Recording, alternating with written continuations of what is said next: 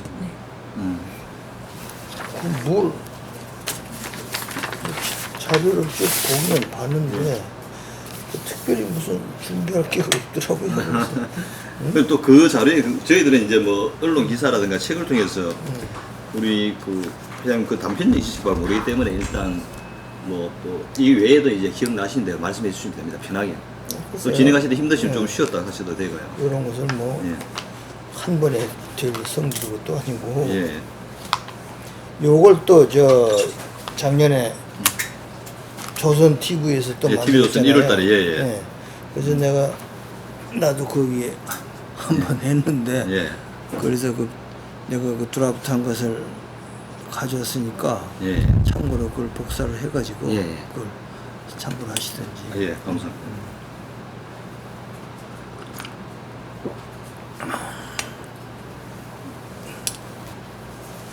뭐 여기 일종의 대담 형식으로 쭉 하는 거죠. 그래서 예, 뭘 제가 질문하고 뭐 대답하고. 특별히 뭐 준비도 안 했어. 아, 네. 좋습니다. 요번에 좀 인터뷰에 다들 열심히 좀 응해 주셔가지고 저희들이 좀 저희들이 어떤 의도한 대로 좀 진행을 좀 잘 되고 저희도 또 이 급하게 추진하게 된 것도 지금 이제 뭐 회장님도 전부 다 연로하시고 하니까 이게 한 해 한 해 또 다르고 하니까 지금 기록을 남겨놓지 않으면 이제는 뭐 1세대의 기록이 없으면 참 이 현대사를 복원하기 힘들잖아요, 사실은. 그래요. 그래도 이제 보니까 이 지금까지 그 명 회장님 전기 또는 그런 여러 가지로 뭐 위주로 해가지고 사람들이 그 작가들이 많이 쓰고 뭐 그래가지고 약간 각색이 되고 뭐 그러니까 좀 순수성이 떨어졌다 그럴까? 근데 그런 것이 많았는데 하여튼 이 저 조상의식 걸 한번 보시면은 여러 가지로 그 양반이 생각하고 있는 것이 어떻다 하는 것을 좀 깨달으실 거예요.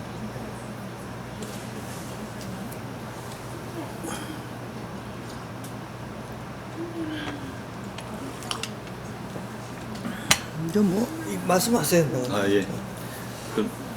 예, 반갑습니다. 네. 귀한 시간 내주셔가지고 반갑습니다.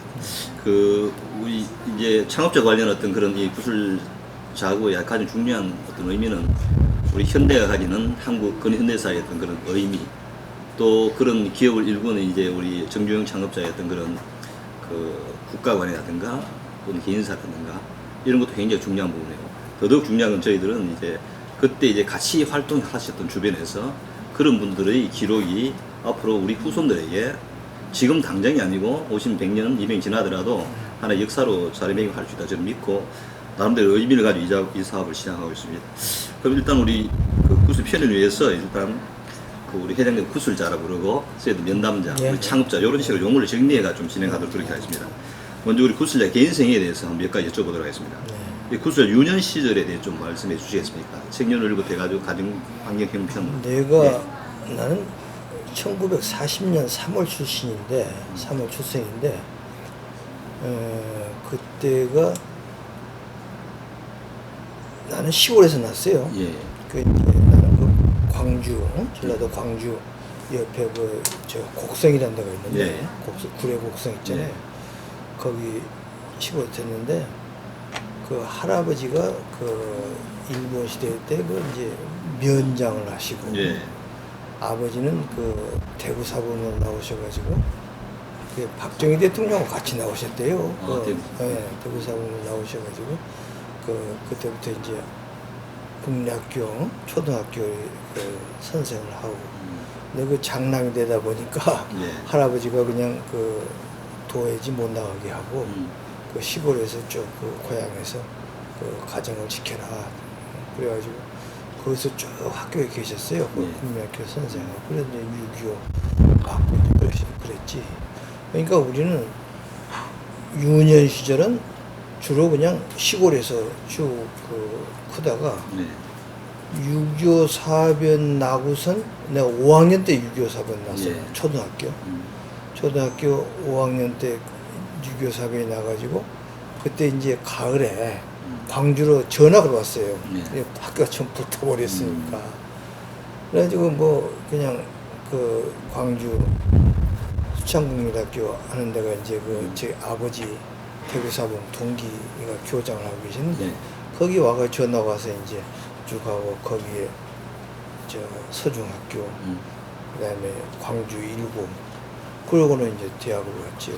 예. 그러니까 이 유년 시절은 글쎄 뭐 그렇게 크게 무리 없이 자랐다고 볼 수도 있고 그 6.25 사변 때는 물론 고생을 많이 했죠. 재산 다 털리고 뭐라고 그렇게 풍족한 그런 살림은 못했어요. 풍족한 살림은 못하고 아버지가 그냥 겨우 월급 받아가지고 농바 다 팔아가지고 나 공부를 시켰으니까. 그 형제들은 어떻게 됩니까? 몇남 몇 년? 아니 딱 그 형 하나 계셨어요. 형하고 나하고 형제가 1년 연년생인데 13개월. 형은 서울법대를 나왔어요. 예. 서울법대를 나와가지고 그 뭐 고시 공부를 하다가 이게 법대하고 나는 공대하고. 그러니까 그 조그마한 시골에서 형제간이 전부 서울대학교를 들어간 거예요. 그러니까 대단한 거지 그때. 그래서 형은 그 고시 공부를 하다가 몸이 좀 약해져가지고 그 고시 공부를 그 때려치고선 은행계통에 쭉 들어가서 일하시다가 이제 작년 재작년에 돌아가셨거든요. 아니 몇이면 그 가족들 좀 부모님께서 대부분 그때 우리 평균 보면 한 4명, 5명 놓았다 아닙니까? 근데 그 아마 어머니가 예. 그런 뭐 생산을 그렇게 못 하시겠는데 그 노력을 많이 하셨는데 예. 애는 많이 나는데 둘인가 셋인가 죽어버리고 그때는 이제 질병 그좀 다 죽어버리고 죽고선 예. 그냥 그 다음에 내 다음으로도 애를 낳으려고 무척 애를 쓰셨는데 안 됐대요. 지금 우리 구슬자의 지금 자녀는 어떻게 되죠? 저는 애가 둘이에요. 저 아들 하나, 딸 하나. 예. 아들 하나, 딸 하나. 나도 왜 둘만 낳느냐? 응? 그때는 또 이제 그 애 낳는 것이 굉장히 그 산하제한 이런 걸 많이 할 때거든. 예.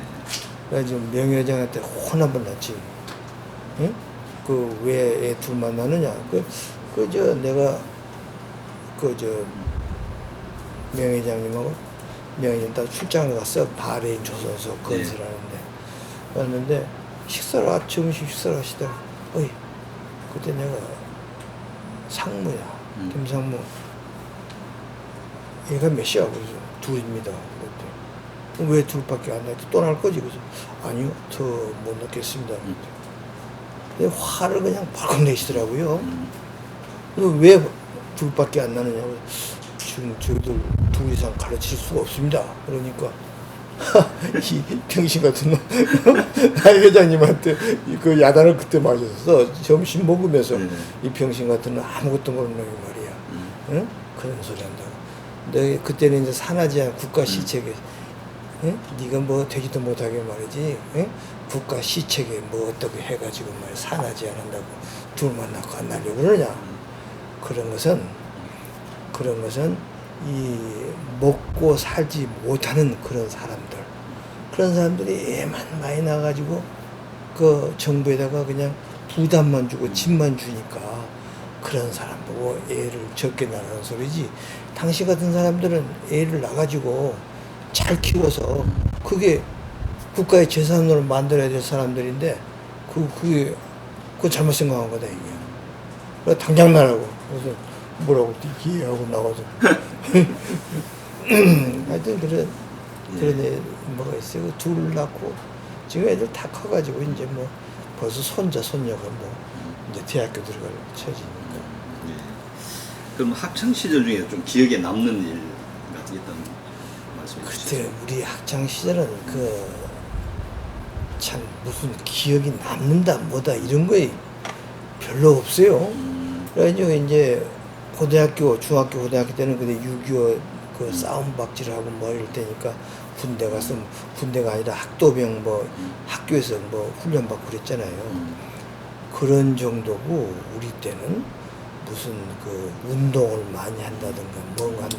그 이제 선생이 전수해준 그런 그 분야 내에서 공부를 하고 그런 거지. 오직 목표가 좋은 대학교 가는 거 아니에요? 그것밖에 없었어요. 그리고 무슨 사회 활동이라든지 또는 섭외 활동이라든지 이런 우리 때는 거의 없었으니까. 예. 거의 없었. 그럼 이제 구수자 살아온 시대의 생각을 좀 말씀해 주세요. 우리 6.25도 아까 방금 말씀하셨고 또 뭐 4.19라든가 5.16이라든가 어떤 우리 근대의 어떤 그 격동기를 살아오셨는데 그런 시대들에 대한 생각은 어떻게 네, 하셨어요? 그 6.25 당시에는 우리 아버지, 할아버지가 그 이제 주목받는 사람들이 도망다니고 뭐 쭉 그랬지. 그래, 피난 다니고 뭐.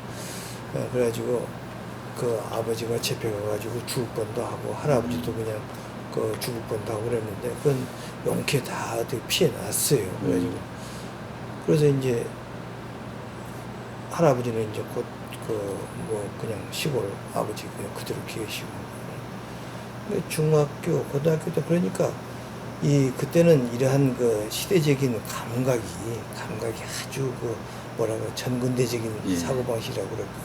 그러니까 무슨 공부 잘해가지고 인류대학 들어가는 것이 최고였거든. 그래서 또 다행히 또 그렇게 뭐 공부를 열심히 했어요. 예. 열심히 해가지고 중학교나 고등학교나 이런 데 가서 뭐 최상위급 내에서 왔다 갔다 했으니까. 예.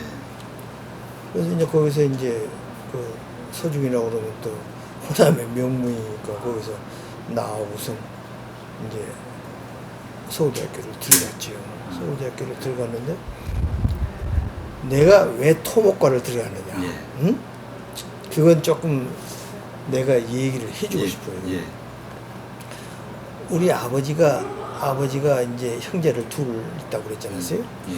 근데 아버지가 이제 생활을 쭉 하시면서 그 교원 생활에 굉장히 그 좀 뭐라 그럴까 따분하고 또 돈도 못 벌고 뭐 그러니까 그래도 이제 사회적으로 존경은 받는 직업이다 생각했지만 시골에서 무슨 그 뭐 선생한다는 것이 별로 바람직스러운 거 자랑스러운 건 못 되잖아요. 근데 우리 아버지가 그래서 일구월심 그 일본 통치하에서는 제일 힘쓰는 사람이 판검사였대요. 예. 순사하고. 그러니까 형은 무조건 법관. 또 가만히 보니까 그 우리 아버님이 선생을 하면서 저 압록강 수풍댐 건설하는 현장을 갔었대요. 예. 왜냐면 평양에서 이제 처음 그 교사 생활을 했어. 예.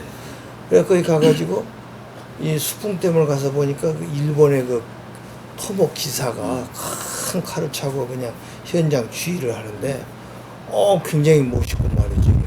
멋있고 돈도 잘 벌더라 이게. 그러니까 너는 토목하다 이게. 토목을 해라. 그래서 나는 사실 그 학교 다닐 때 좀 공부를 잘했어요. 그래가지고 그 물리과를 가려고 그랬어. 네. 물리과를 가려고. 왜 물리과? 그 우리 그 담임 선생이 그 물리학을 전공을 했는데 일본 동경대학에서 물리학을 전공한 사람이라 아주 지식 수준이 높아요. 그래서 이 교재 같은 것도 전부 다 일본 동경대학 그 교재를 가지고 공부를 시키고 그래서 우리 고등학교 때. 그래서 에이, 물리과에 가야 되겠다. 그렇게 생각을 했는데 아버지가 안 된다. 너는 토목 가서 좀 돈을 벌어가지고 그 집안을 좀 부자롭게 해야 되겠다. 근데 그도 그러고시 뭐 논맞이 있는 거, 반맞이 있는 거 뭐 다 팔아가지고 우리 형제가 돈을 댔는데 또 내가 그 아르바이트 하려고 그러면 우리 때는 아르바이트를 서울에서 많이 했는데 아르바이트도 못 해가 있었어요. 그 대신에 공부하라고.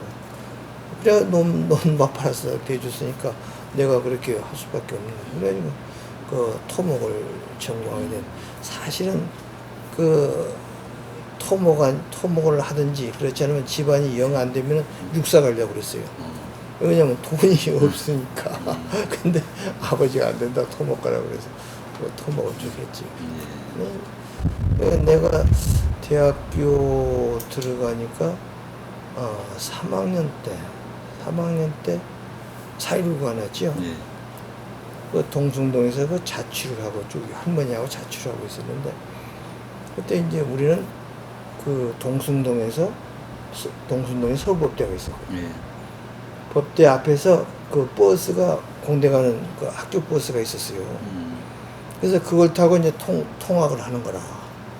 그러니까 동숭동에다가 자취를 하는데 이 산 꼭대기에다 자취를 해가지고 거기서 이제 살고 그래가지고 이제 4년 동안 거기 통합교 쪽에서 근데 그 4.19나고 뭐 그랬는데 뭐 난리가 났는데 우리 할머니가 나를 꽉 붙잡고 못 나가게 하는구나. 할머니가 그 자취를 같이 하셨는데 왜 너 나가면 안 된다고. 그 총 쏘고 막 그러니까 그 의대에 무리도 예. 많아. 그래서 할머니가 안 된다, 너 나가지 마. 그래서 꽉 붙잡고 있어서 못 나갔지. 못 나가가지고 이제 뭐 했는데 그냥 그 다음이야 뭐 이제 학생들이 다 안정되고 뭐 그러고 그뭐 5.16이다 뭐다 하는 것은 우리 이제 나 회사 들어와가지고 쭉 그 했으니까 그 사실 그런 데 대해서는 기술자가 돼서 전혀 그런 데 대해서는 관심이 없었어요. 그냥 기술자가 되고 일에 묻히다 보니까 그건 뭐 할 생각도 없었지. 생각도 없고 또 기술자는 또 정치하고 이렇게 멀어져야 되니까 그래서 그 5.16이나 무슨 뭐 유신이나 뭐나 이런 것은 일체 관심이 없고 아 이런가 보다. 이런 또 그 이 명예회장이 우리가 그때 어릴 때 보더라도 이 정치나 이런 것에 대해서는 굉장히 그 생각을 안 하신 것 같아. 예. 정치는 이거 할 게 못 된다 생각하셨는지 그때는 그 당시는 그랬어요. 네. 일체 그런 건 뭐 하시고 그런 거 있죠. 이 구슬대에서는 한 평생 굉장히 열심히 살아오셨는데 이게 내 삶을 지탱할 수 있는 좌우명 같은 것이 뭐 있습니까? 그 뭐 좌우명이라고 그럴까? 글쎄 좌우명은 내가 커날 때는 솔직히 여기서 내가 뭐 어떤 사람이 돼야 되겠다 이러한 큰 그런 포부나 뭐 이런 것은 사실은 없었어요. 예. 없고 내가 하여튼 충실하게 살아야 된다. 근데 이제 아버지나 할아버지가 자꾸 이제 뭐 하시는 것은 도둑질 하지 말아라.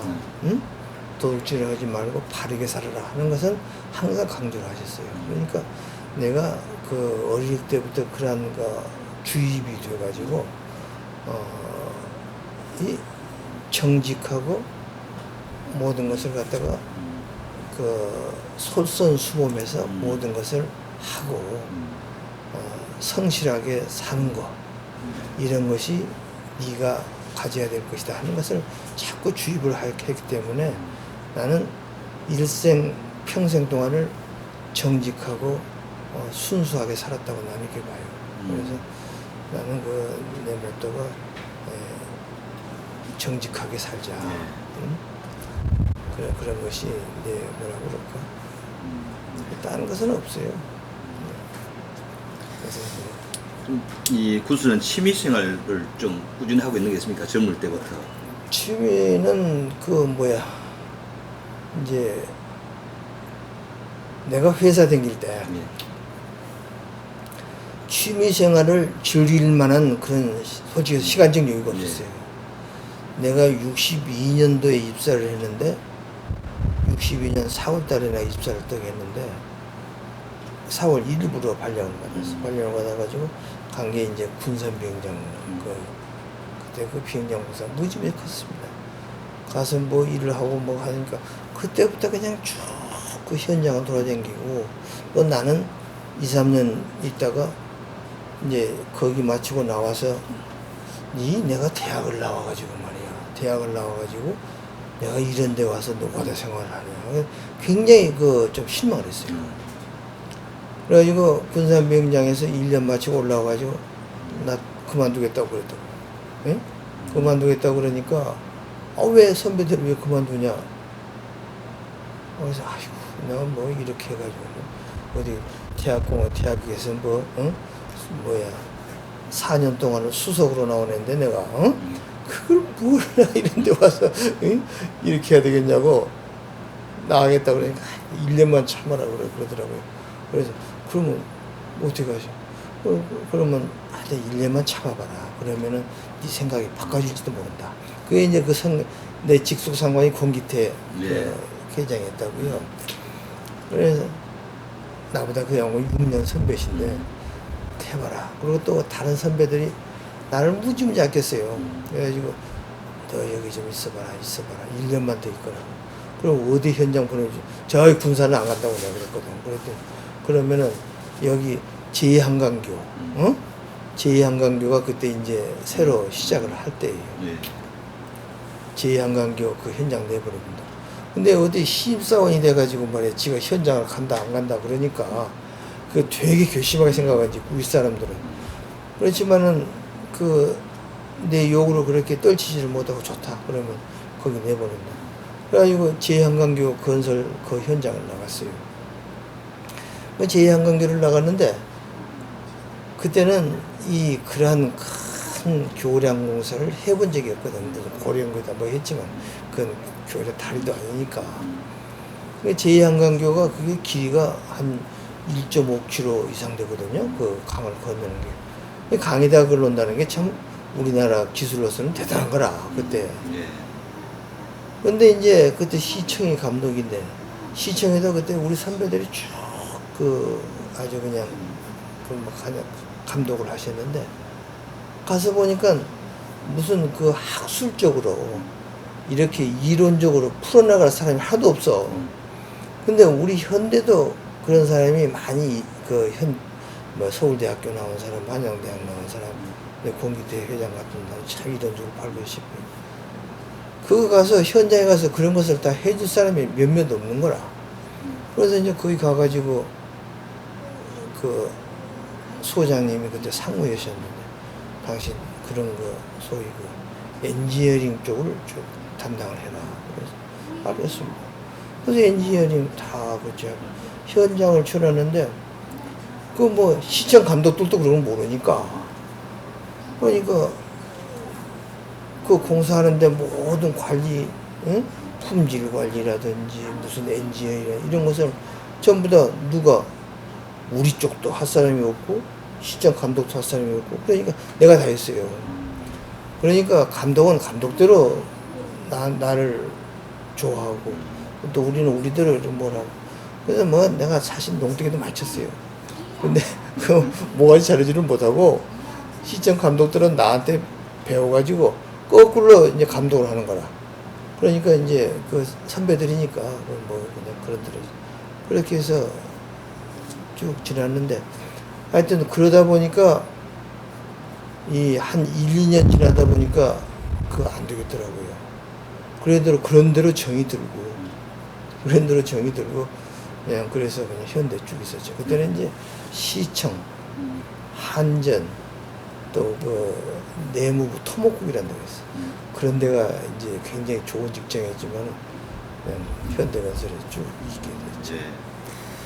그럼 지금 이 굉장히 뭐 건강을 유지하고 건강 굉장히 좋아 보이는데 특별히 건강 유지 비결은 뭐 그래서 있습니까? 이제 쭉 그 했는데 거기서 현대 있다 보니까 현장 나가지 거기 또 그래가지고 이제 본사로 들어왔어요. 본사로 들어오면은 이제 그 외국 공사 그때 이제 그 미국 극동 공병단에서 네. 공사를 발주하는데 네. 전부 다 그건 우리가 이제 견적을 해가지고 입찰을 해서 그거 따야 됩니다. 근데 그걸 또 할 사람이 없으니까 그 공기태 그 양반이 이제 그 소위 지금 말하면 토목사업 본부장이지. 뭐 그런 아주 매일 그 밤새고 일하는 거예요. 밤새 일해서 입찰하고 예. 뭐 하고 뭐 그러니까 취미생활은 뭐 일요일도 없고 저녁도 없고 그러니까 동아일보 옆에 그때 서린 호텔이라고 있었어요. 예. 거기서 매일 자는 거예요. 그러니까 취미생활을 어떻게 합니까?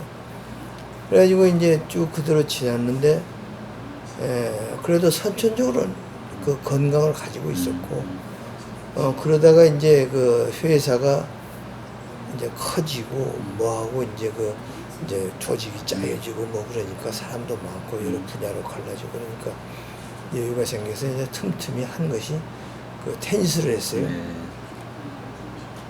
학교 다닐 때는 그 태권도를 조금 하다가 한 1년 하다가 하니까 성격이 좀 떨어지더라고요. 그래서 태권도를 때려쳐버리고 현대에 들어와서는 주로 시간만 나면은 이제 테니스를 했지.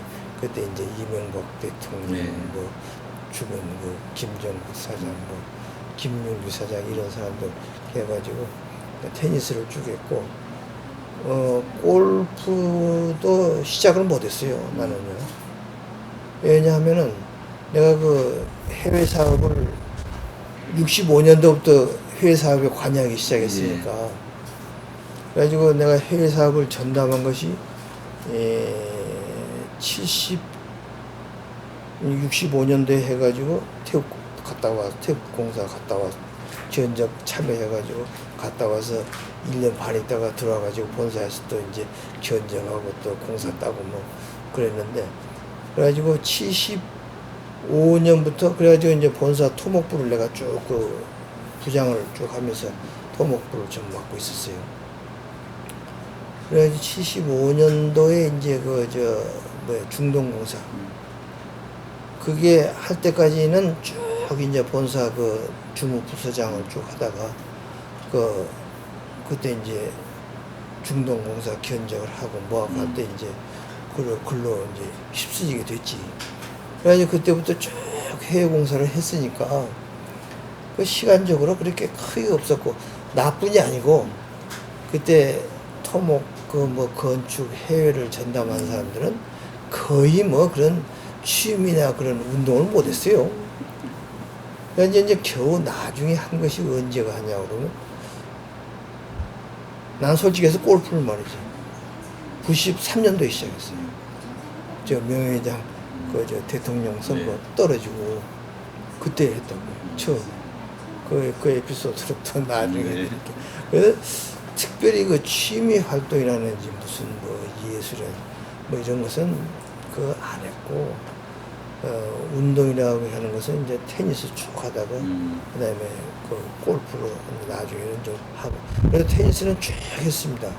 현장에 해외 현장 다니면서도 해외 현장에 그 테니스 코트를 쭉 만들어 가지고 뭐 족구를 한다든지 직원들하고 족구를 한다든지 테니스를 하든지 가가지고 이제 뭐라고 골프는 하지 말라 그러고, 그래가지고 이제 거기서 직원들하고 평가를 와서 내기해가지고 그 소장하고 내기를 해서 이제 돈 따가지고, 응? 소장이 뭐 지가 잘해서 그런지 뭐래서 그런지 이제 져주면은 내 편한테 져주면 내가 돈 따가지고 이제 그 뭐 과일도 사주고 술도 사주고 뭐 그런 식으로 이제 현장에서 쭉 했지. 그런 거. 그거는 나는 또 예를 들어서 음악 듣는 것은 좋아했어요. 그래가지고 뭐 오디오 장만하고 뭐 이런 것은 아주 그냥 최고급으로 쭉 가지고 있었죠. 가지고 있다가. 그런데 요즘도 그 레코드판이나 이런 것은 많이 있어요. 많이 있는데 그것도 뭐 듣지도 못하고 쭉 쌓여있는데, 요즘은 이제 우리 딸내미가 그걸 좀 가져가려고 뭐 하고 또, 그래서 지금도 오디오는 하나 좋은 거 가지고 있어. 근데 이제 뭐 이렇게 조작하고 이런 것이 복잡하니까 그냥 아주 그냥 간편한 걸로 그냥 뭘 해서 바꾸고. 그렇게 크게 무슨 취미나 이런 것은 엔조이를 못했어요. 네, 그럼 이제 부서 직장 생활에 대해서 좀 여쭤보도록 하겠습니다. 1962년에 현대건설에 입사했다고 하는데, 그 현대건설 입사하게 된 계기가 무엇인지 말씀해 주시겠습니까? 계기가 사실은 내가 군대를 안 갔어요. 군대를 안 갔는데 군대를 안 가고 이제 군대 가려고 이렇게 대기를 하고 있었는데 신문 광고가 나왔어요.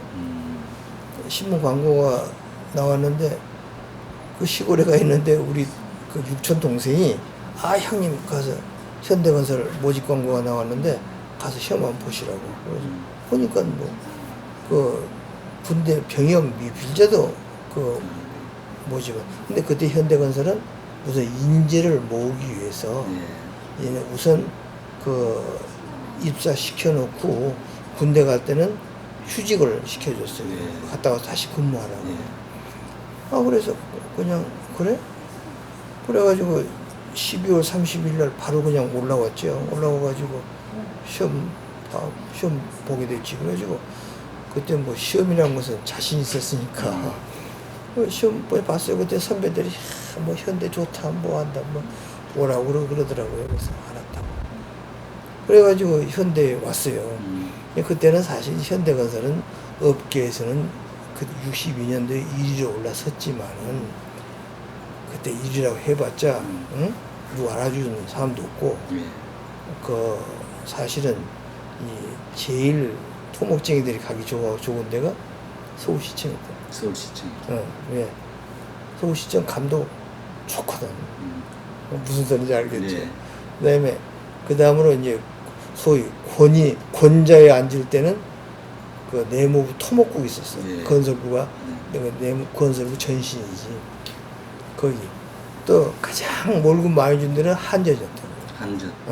한전이 그때 발전소, 원자력 발전소 뭐 이런 걸 많이 시작할 때니까 월급을 제일 많이 준 데는 한전. 그러니까 우리 선배들 그 키 멤버들이 전부 세운 데 다 있었어요. 그래서 나도 갈 수만 있으면은 서울시청 아니면 내 친구들은 전부 서울시청에 갔는데 나는 사실은 한전이나 그 서울시청을 가려고 그랬죠. 그래서 이제 현대건설 딱 입사를 하게 되는데 뭐 아까 말씀드린 대로 입사를 딱 해가지고 보니까 그때 대림이 쭉 1등을 하다가 92년도에 입사하니 현대가 1등으로 올랐었다고 이제 그러더라고요. 사실 그때는 관심이 없었지. 1등이고 뭐 꼴찌고 뭐 무상을 했어. 그래가지고 또 들어갔어요. 들어갔는데 그 뭐 우리가 그때 총 10명을 모집을 했는데 토목이 5명, 건축이 2명, 그 다음에 그 기계 화공이 3명 이렇게 모집을 했을 거예요. 아마 10명을. 근데 토목은 이제 주축이 토목이니까 그렇게 됐지만은 건축도 이제 건축 토목. 네. 왜 그 기계 화공 쪽을 뽑았냐?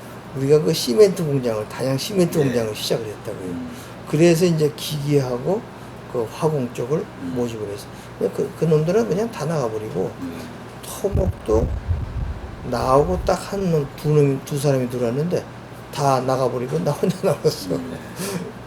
건축도 그렇고. 그럼 그때 그러면 현대에서 첫 직장이었습니까? 네, 그렇죠. 그럼 그때 첫 직장에 그 회사 분위기 좀 어땠습니까? 들어가 보니까. 가서 보니까 그때 이제 신입사원이니까 네. 그렇게 무슨 평가를 어떻게 어떻다 그런 것은 못하지만은 그때 이제 면접을 명예회장이 직접 보셨어요. 네.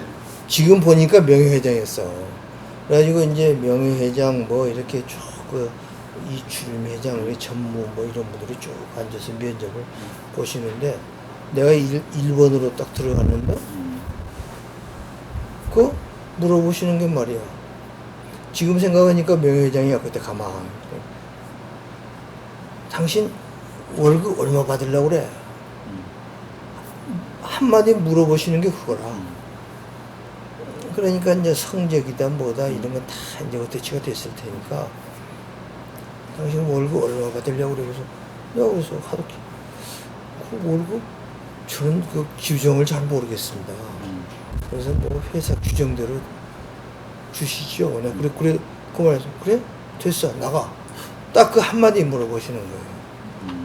그건 여러 사람들이 있는데 뭐 물어보지도 않고 그 월급 얼마 받으려고 그래. 그래서 뭐 이거 저는 잘 모르니까 주시는 대로 받겠습니다. 그랬더니 됐다 나가라고. 그래서 그 입사를 한 거야. 근데 그때 월급 너무 적게 주더라고. 월급 받아가지고 딱 쌀 한 가마니 값이야. 그때 양복 수트 한 벌이 5만 원인데 내 기억으로 5만 원이야. 그래서 월급 타가지고 양복 한 벌 챙겼어. 양복이 없어서. 내가 분위기가 이제 와서 보니까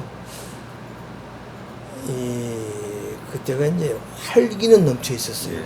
지금도 생각해 보면 왜 그러냐면은 그때 이제 큰 대형 공사들이 소위 그 미국 그 공병단이 그 극동 공병단이 주관하는 그 미군 시설 예.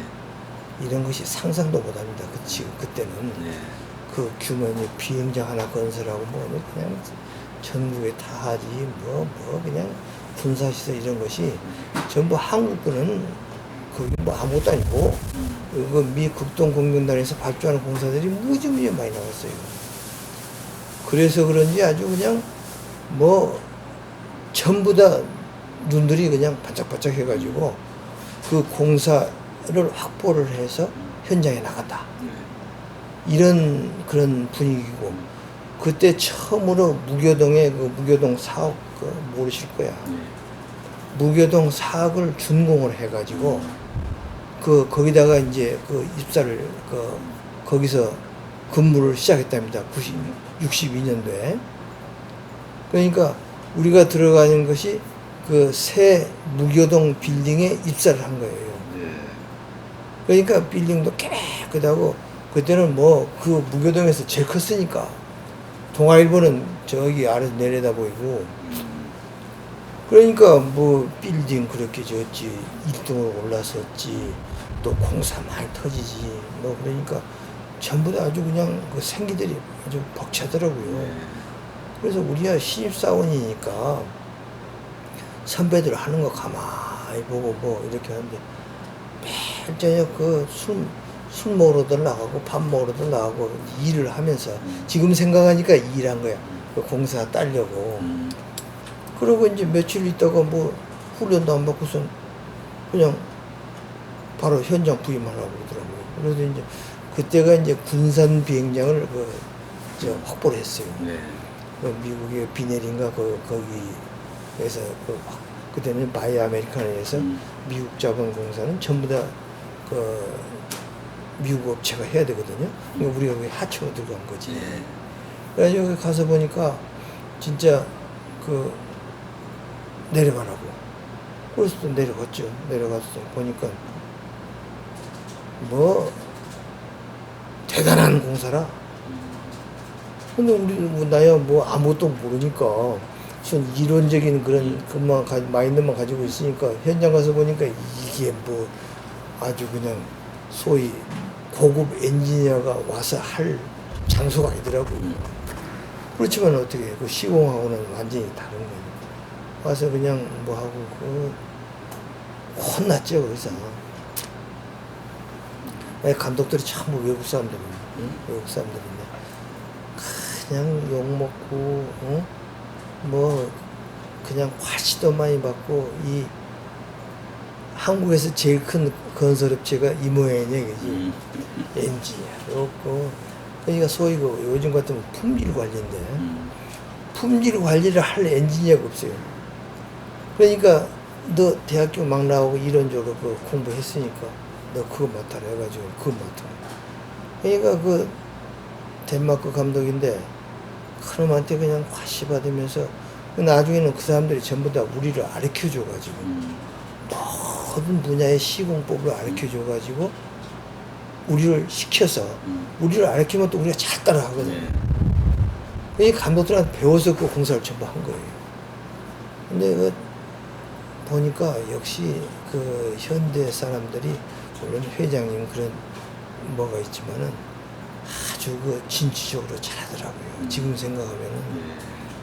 그리고 소장들이나 이런 사람들도 영어 잘하는 사람들이 와가지고 감독들하고 관계라든지 뭐 문제가 생기면은 그냥 밤새고 해결을 하니까 그냥 감독들이 좋아지고 좋아하고 뭐 예, 그 공사 현장이 위아래로 전부 다 그냥 다 좋아지고 그러니까 우리들은 가만히 보면 소장들이 어떻게 하는지 어떤 그 위에 책임 기술자들이 어떻게 하는지 그걸 따라하고 시키는 대로 한 거지만은 또 우리들은 감독들하고 접촉을 계속 해가지고 감독들이 이 지식 또 방침 감독들이 이렇게 하라 그러면 그게 우리 지식이 되는 겁니다. 곧.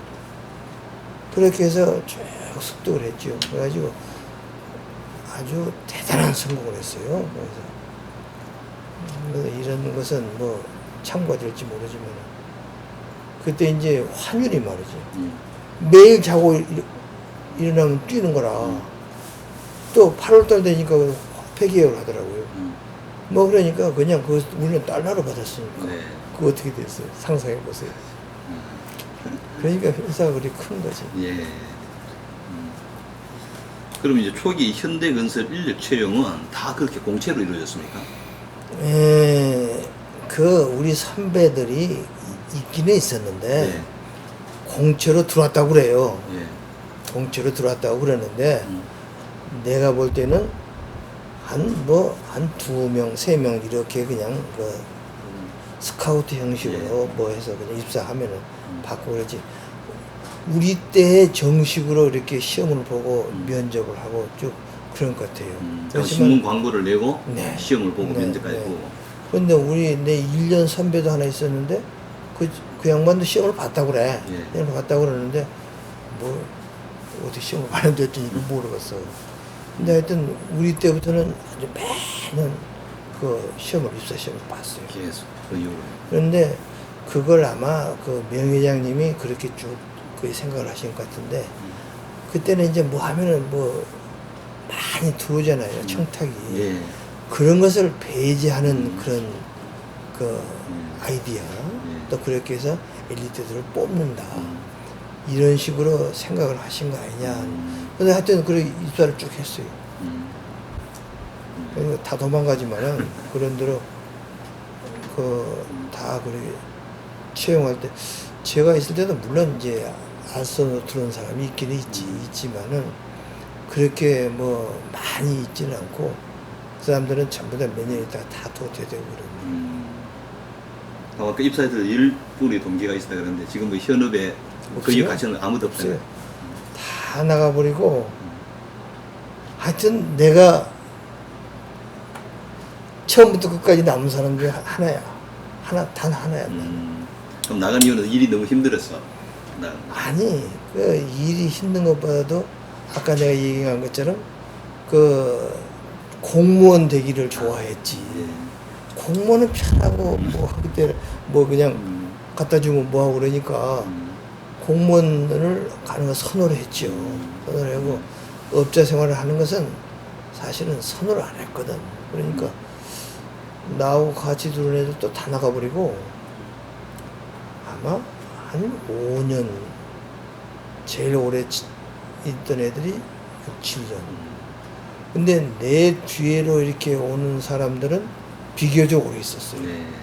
내 뒤로 이렇게 오는 신채용자들은 오래 있었는데 나하고 내 다음까지는 뭐 없어. 나 혼자 남았어요, 그죠? 그럼 입사했을 때 지금 어느 부서에 배치됐습니까? 토목부죠. 토목부라고 이제. 그때는 이제 기술부가 있었어. 예, 기술부. 기술부가 있고 기술부장이 그때 이출임 회장님이에요. 예. 기술부장이 그 양반이 나보다 10년 선배신데 그 기술부장이 있고 기술부에 토목, 건축, 기계, 전기 이렇게 4개 부서가 있었어요. 그래가지고 이만한 방에 전부 하나 다 있는 거라. 그래서 나는 그 토목으로 그 소속이 됐지. 토목사. 그 토목이 제일 컸고 그때는. 그럼 이제 그 처음으로 이제 토목부에 가서 바로 간 곳이 이제 군산 비행장으로 예. 바로 갔거든요. 그 다음에 제2항공기원. 그럼 창업자와 첫 만남은 면접 때 말고는 첫 만남 언제 이루어졌어요? 면접 때 만나고선 그때 이제 현장에 가서는 그 나는 저 아래 말단 기사고 뭐 하니까 회장님은 뵙지도 못했어요. 본사에 오면은 저 양반이 그 회장인가 사장인가 보다. 사장. 근데 이제 내가 3년 차 되던 해 그 제2한강교 군산비행장 제2한강교도 1년 있다 또 들어왔어요. 왜냐면 외국공사가 막 나오니까 견적할 사람이 없는 거라. 공사 개발할 사람이. 그러니까 공기 때 그때 부장인가 그 양반이 그 견적할 사람을 충원해야 되겠다. 그래가지고 이제 나를 찍어가지고 네가 와서 좀 해라. 그래가지고 본사로 들어왔죠. 본사에 들어와서 이제 견적을 하기 시작하면서 먼 발치나마 이제 정주 회장을 보기 시작했지. 3년 차 되는 해부터. 근데 그 양반이 왜 내가 그때 보기 시작하냐면 이 공사를 견적을 하면은 그 공사가 크고 중요하니까. 견적한 사람들을 그냥 그놈이 믿을 수가 있느냐 없느냐 꼭 그걸 직접 체크를 하신 거예요.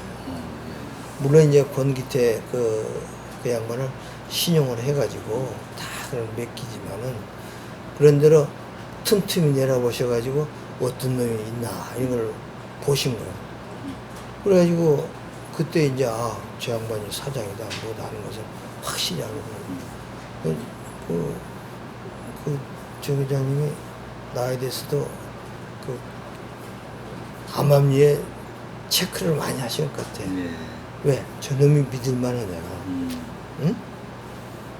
그러니까 그 실력은 있으니까 뭐 그때다 썼겠는데 저놈이 믿을만하냐. 그런 것을 굉장히 따지신 것 같아요. 왜? 정보가 새나가면 안 되잖아요. 그러니까 그런 것을 그 권기태 그때 이제 부장한테 저는 믿을만해. 저는 믿을. 그럼 일하고 있으면은 가끔 내려오신다고. 저 끌고 권기태냐 끌고 가서 저는 믿을만해. 이렇게 물어보시고 뭐라고 하십니까? 응? 당신 믿을만하니? 예. 그럼 좀 신입사원 지나가도 요즘 제가 대리 그 한 3년 5년 사이에 그 창업자와 뭐 어떤 처음 뭐 개별적으로 단체를 만나서 뭐 어떤 얘기를 나눈 그런 기억은 없습니다.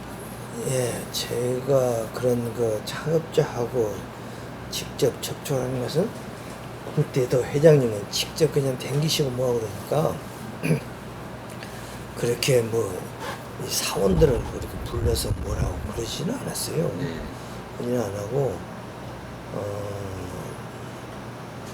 그냥 내가 그 토목부 권기태 그 회장 팀원으로 이렇게 있으니까 그냥 얘기할 때 이제 뭐 자료 들고 가서 보고 이제 그 브리핑하고 내가 옆에서 자료 주고 뭐 이런 게 초기에는 쭉 했지. 그러고서 내가 창업자 그 회장님하고 쭉 이제 접촉을 시작한 것은 언제냐면 65년도부터예요. 65년도에 그 태국공사를 시작했잖아요. 태국공사 견적을 할 때부터 내가 지금 그때 이제 정주영 회장하고 많이 컨택을 하기 시작했지. 왜냐면 내가 견적 이제 저놈이 이제 권기태 회장 밑에서 견적을 하는 실무자구나 하는 것을 아시기 때문에 뭐라고 이제 그때 태국공사를 확보를 해가지고 태국을 갔거든요. 처음에. 그러면 이제 회장님이 한 달에 한 번씩 오셨다고요. 근데 나는 그때 이제 본사에 본부에서 소위 공무라고 해가지고 총 소위 기획 역할을 쭉 하고 예산 컨트롤 뭐 현장 진행까지 이런 걸 전부 다 매니징을 했으니까 그때 회장님 오시면은 이제 저한테 다 브리핑을 받고 뭐하고 현장 나가보자 그러면 쫓아나가고 그때 이제 이명박 대통령이 거기 있었어. 그 이제 같이 나는 사무실에 있고 현장 보고 오시고, 응? 야 이거 정말로 이렇게 되는 거야? 뭐냐? 직접 체크를 해. 그때부터는 이제 회장님하고는 1대1로 쭉 컨택을 할 수 있었죠. 이제 현대 60대 후반, 중반 이후부터 이제 해외 건설 본격적으로 참여하셨는데, 이제 우리 구술자도 해외 공사에 많이 참여하셨는지, 그 해외 공사 참여하는 것을 좀 간략하게 순서대로 좀 말씀 좀 해주시겠습니까? 나는 뭐 처음부터 그냥 해외 공사만 하다 나왔으니까 처음부터 끝까지. 예? 그래서 참 이따 내가 얘기를 하겠지만 현대 65년도부터 이제 견적을 참여를 해가지고 65년 태국공사를 되면 거기 나갔잖아요. 나가서 1년 반 있다 들어왔어요. 1년 반 있다 그걸 못 마치고 들어왔는데 왜 들어왔냐? 본사에 견적할 사람이 없는 거라. 공사를 개발을 소위 에스티메이트를 해가지고 얼마를 집어넣어야 할 거 아닙니까? 근데 할 사람이 없으니까 권기태 회장이 혼자 하다가 안 되니까 다시 불러들어온 거예요. 그때까지는 현장에 쭉 있었죠.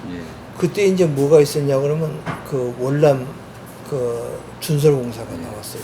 나는 그때 이제 태국공사 전념하느라고 월남공사는 내 친구 죽은 정가버니가 쭉 했는데 월남공사는 내가 참여를 못했어요.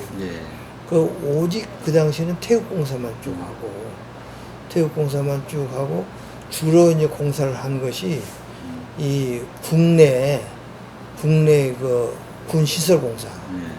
그러니까 미 극동 공병단 8주 공사는 그때 외국 공사랑 마찬가지거든. 예.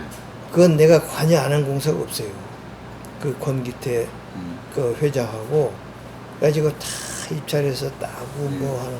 근데 현장은 가지를 못했어. 공사만 따가지고 다 공사 따기도 바쁘니까 예. 매일 밤새고 뭐 하여튼 그래가지고 그 공사 따기가 바쁘니까 그 외국 그 해외 공사만 그냥 수주하는 거.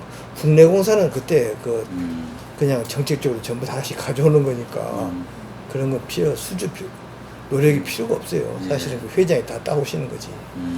그러니까 우리는 그냥 그 외국 공사만 전념을 해가지고 국내외적으로 해외 공사는 거의 뭐 90% 제 손을 거치지 않은 게 없을 겁니다. 해외 공사는. 그래가지고 해외 공사를 내 손을 거치지 않은 것이 아마 한 몇 개밖에 안 될걸요. 그럼 해외 공사 수주를 한다 그러면 그 현장에도 좀 가보셨습니까? 아, 그러면요. 현장 가서 조사해가지고 네. 와서 견적해가지고 또 입찰할 때 가고 그래가지고 뭐 하는 것이 이제 오직 관여를 안 하는 것이 월남공사예요. 아, 예. 월남공사는 그 준설이고 뭐 하니까 그건 이제 그 정가번이라고 내 친구인데 죽었어요. 그 정가번 그 사장이 쭉 그 맡아서 했고 그 외에는 전부 다 했는데 그 태국 공사 외에 그 다음에 그 뉴기니 공사니 뭐 괌 공사니 뭐 그런 거 많잖아요. 네. 그 다음에 그런 걸 다 했고 그 당시에는 60년대 후반 그러니까 24에서 중반까지는 그 주로 그 국내 미군 공사를 주로 했죠. 그럼 요 해외 공사 중에서 좀 그 수작이 굉장히 좀 힘들었던 그런 공사는 어떤 게 있었죠? 해외 공사 수준은 그 다 어렵다고 봐야죠.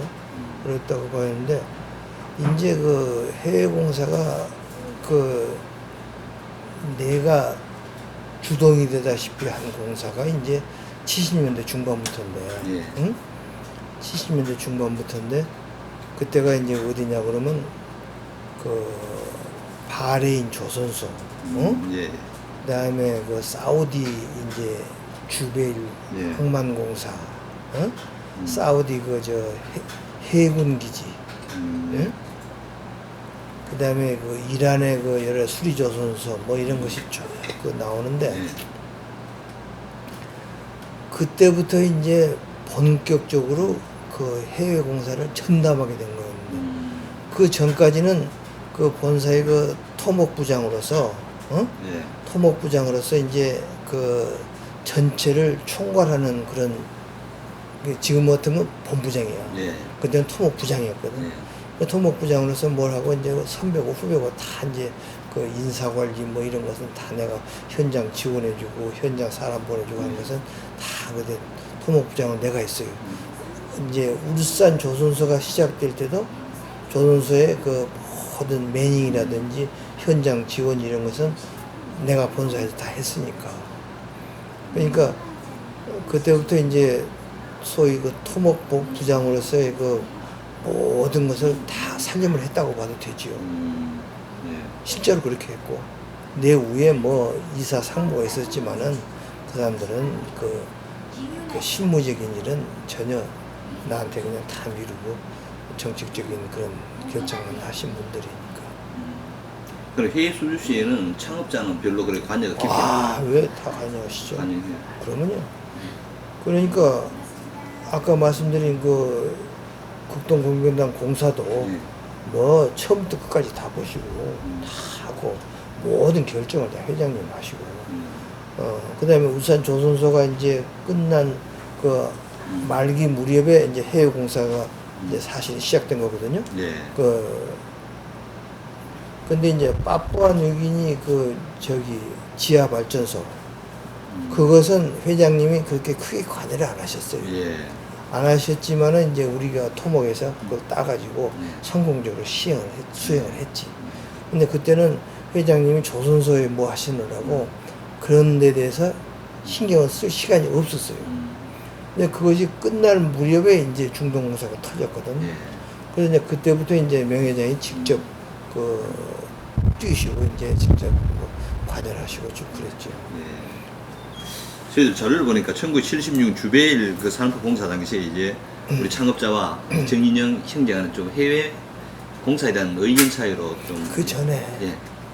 그 중동공사에 왜 그렇게 치중을 하게 됐느냐. 예.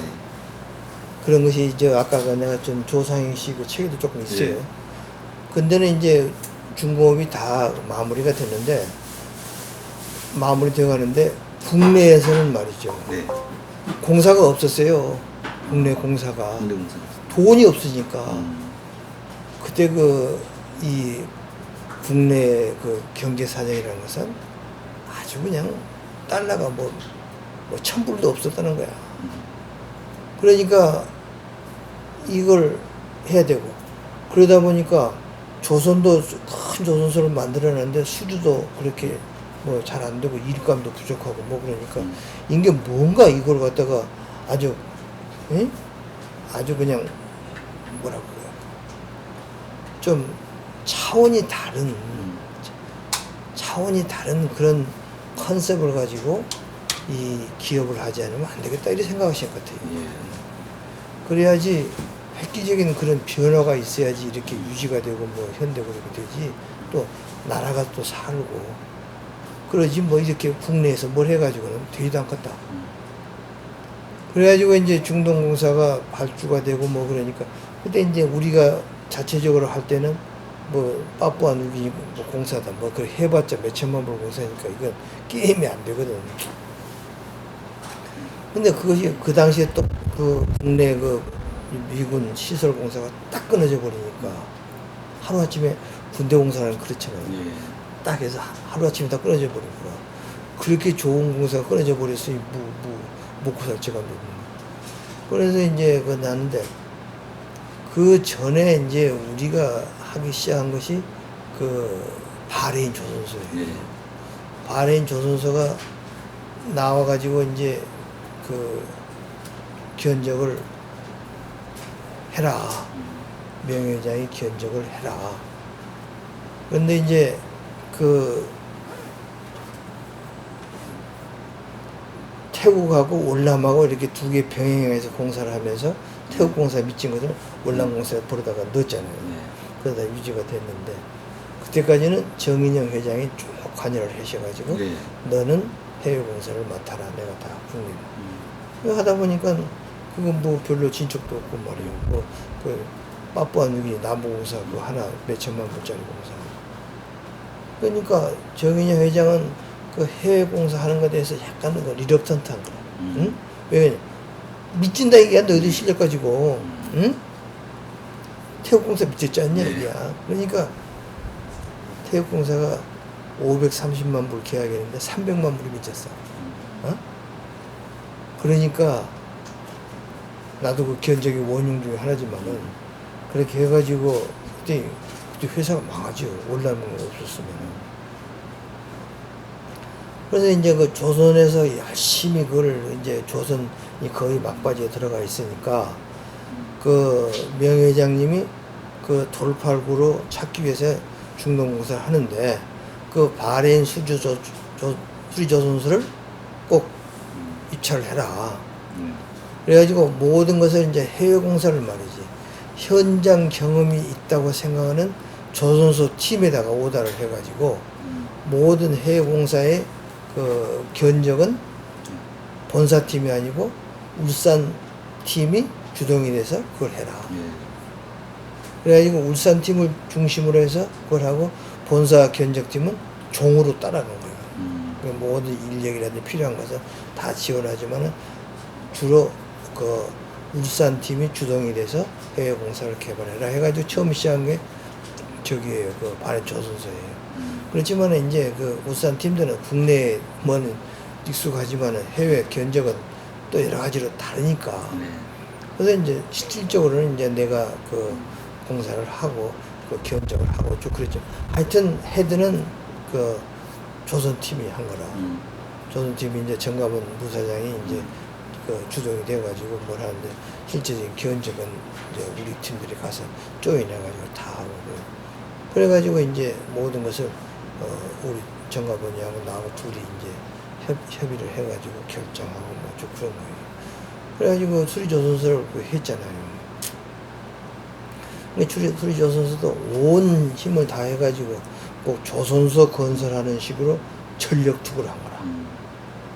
근데 전력투구를 한 게 왜 그냥 해외공사를 처음 한 거고 이거 실패하면 이제 해외공사 뭐 하잖아요. 하고 만일 미치면 이건 국내공사 미친 것은 어떻게 하든지 커버가 되지만은 이거 커버가 안 되니까 죽기 살기를 한 거라. 그래가지고 모든 인력 엘리트 이런 사람들은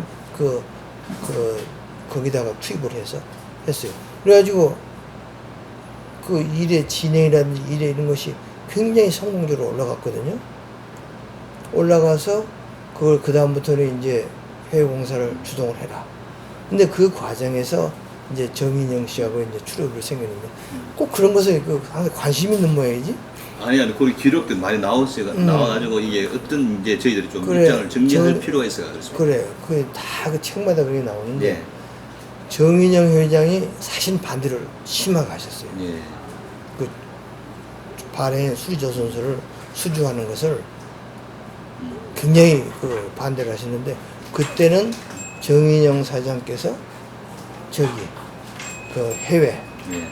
또 정주영 회장께서는 국내 그렇지만 뭐 회장이니까 뭐 다 하지만은 하여간 그렇게 역할 분담이 이루어졌네요. 나오는데 뭐 정인영 사장님한테 가서 우리가 승인을 받아야 되거든요. 견적을 해가지고 그렇잖아요. 예. 이렇게 해서 정인영 사장실에 이제 정갑은 그때 부사장하고 정갑은 상무 때인가 상무 나도 상무 그런데 가서 이제